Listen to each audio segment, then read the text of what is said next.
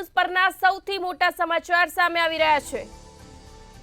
સુરતથી સમાચાર સામે આવી રહ્યા છે, જે આરટી હેઠળ લેવાયેલ બોગસ એડમિશન પકડાયા છે।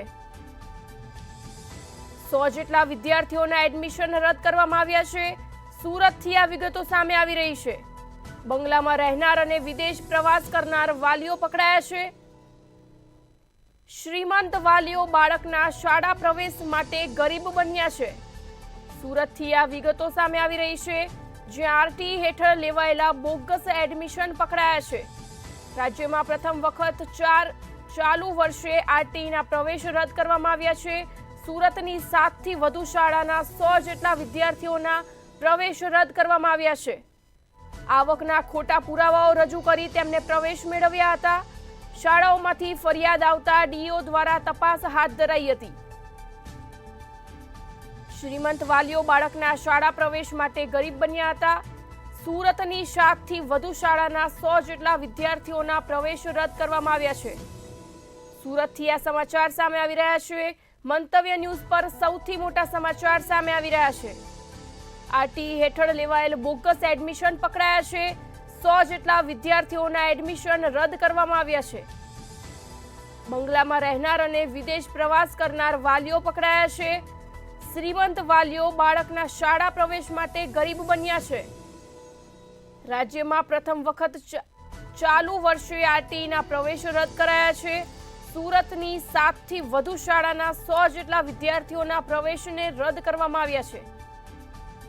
સુરતથી આ વિગતો સામે આવી રહી છે, જ્યાં આરટી હેઠળ લેવાયેલ બોગસ એડમિશન પકડાયા છે। 100 જેટલા વિદ્યાર્થીઓના એડમિશનને રદ કરવામાં આવ્યા છે। આવકના ખોટા પુરાવાઓ રજૂ કરી તેમને પ્રવેશ મેળવ્યા હતા। સુરતથી રાબિયા સાલે લાઈવ જોડાયા છે।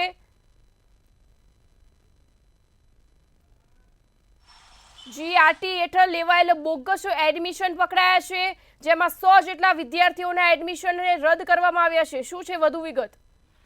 ગુજરાતમાં પ્રથમવાર એવું બન્યું છે કે ચાલુ વર્ષે આરટીઈ હેઠળ જે એડમિશનો લેવામાં આવ્યા છે, જે પ્રવેશો લેવામાં આવ્યા છે, એને રદ કરવામાં આવ્યા છે। વ્યવહારિક છે કે આરટીઈ હેઠળ માત્ર મંજૂરી એને જ આપવામાં આવે છે પ્રવેશની, જે ગરીબ વાલીઓ હોય અથવા કે જરૂરિયાતમંદ વાલીઓ હોય, જે બાળકો જરૂરિયાતમંદ હોય, જેમને સારું શિક્ષણ સારી શાળામાં પ્રાપ્ત થઈ શકે એવા વિદ્યાર્થીઓને જે છે આરટીઈ મુજબ એડમિશન આપવામાં આવે છે। પરંતુ કેટલાક વાલીઓ જે છે સારી શાળાની અંદર કહી શકાય કે જે વીઆઈપી શાળાઓ કહો કે પછી સારો અભ્યાસક્રમ કરાવતી જે શાળાઓ છે, એની અંદર પોતાના બોગસ પુરાવાઓ મૂકતા હોય છે અને આ બોગસ પુરાવાઓ મૂકીને જે છે આરટીઈ હેઠળ એડમિશન લેતા હોય છે। પરંતુ આ વખતે ડીઓ દ્વારા જે છે ક્રોસ ચેક પણ કરાવ્યું હતું અને કેટલીક સ્કૂલોની અંદર આ રીતે બોગસ એડમિશન પણ પકડાયા હતા।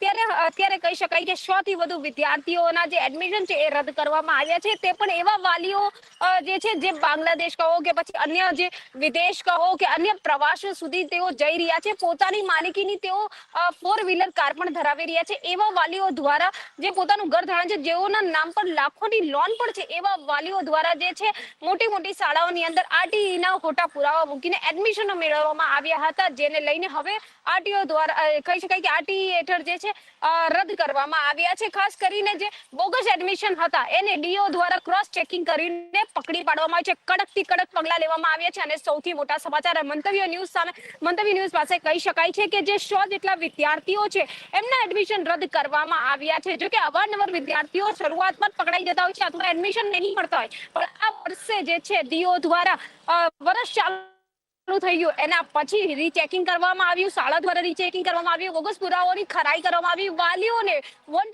વન બોલાવીને તેમની પાસે પ્રશ્નો પણ કરવામાં આવ્યા। ત્યારે પ્રશ્નોના જવાબ વાલીઓએ ખોટા આપ્યા, પરંતુ જે બેંક સ્ટેટમેન્ટ હોય છે, જે એમના આવકના દાખલા હોય છે, આવકના દાખલા તો પણ પુરાવા ખોટા ઉભા કરી દેવામાં છે, પરંતુ જે બેંક સ્ટેટમેન્ટ હોય છે, આ બેંક સ્ટેટમેન્ટ જે છે સાચા નીકળી આવે છે અને એની અંદર કેટલીક જે વિદેશ પ્રવાસની વિગતો હોય છે એ પણ સામે આવતી હોય છે, જેને લઈને ડીઓ દ્વારા હવે કડક વલણ અપનાવવામાં આવ્યું છે। કહી શકાય છે કે જે શ્રીમંત વાલીઓ હોય છે એ બાળકોના જે શાળા પ્રવેશ છે એને લઈને ગરીબ બની જતા હોય છે, પોતાના નાના મકાનો બતાવતા હોય છે અને રીચેકિંગ જ્યારે કરવામાં આવે છે ત્યારે ખરેખર જે પુરાવા હોય છે એ પુરાવા ખોટા નીકળતા હોય છે, જેને લઈને આ ખોટા આવકના જે પુરાવા છે એ મેળવીને પ્રવેશ મેળવતો ત્યારે શાળાઓમાં ફરિયાદ આવતા જિલ્લા શિક્ષણ અધિકારીની ટીમ દ્વારા જે આરટીઈ હેઠળ એડમિશન મેળવ્યા હતા એવાઓના ઘરે એમના બેંક સ્ટેટમેન્ટ, એમના જે પુરાવા છે એ તમામની રીચેકિંગ કરવામાં આવી હતી. ઘરના સ્થળોએ પણ વિઝિટ કરવામાં આવી હતી. આ જે સરપ્રાઇઝ ચેકિંગ કહી શકાય આરટીઈના વાલીઓની, તેમની ચેકિંગ કરતા ક્યાંક લોનો જે છે લાખોની નીકળી આવી, તો કેટલાકની તો માલિકીની પોતાની 4-વ્હીલર કાર પણ નીકળી આવી, તો કેટલાકના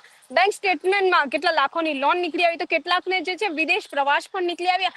આ તમામ હિયરિંગ જે છે વાલીઓના કરવામાં આવ્યા, ત્યારે તેમના ઇન્કમ ટેક્સ કહો કે બેંક અકાઉન્ટ કહો, તેમની ડિટેલ, ઘર વગેરેની ડિટેલ, આ તમામ હિયરિંગ દરમિયાન તેમને પૂછવામાં આવી, છતાં પણ ક્યાંક ને ક્યાંક વાલીઓ ત્યાં અટવાયા હતા, જેને લઈને જિલ્લા શિક્ષણ અધિકારી દ્વારા હવે કડક વલણ અપનાવવામાં આવી રહ્યું છે.